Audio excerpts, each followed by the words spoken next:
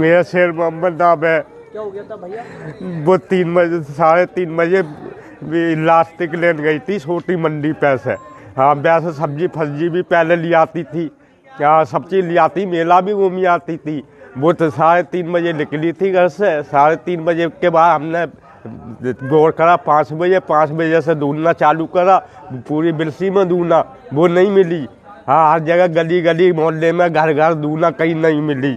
हाँ, मालूम आके पड़ा एंड में लाश ये निकली। ये पता नहीं किनका काम है ये।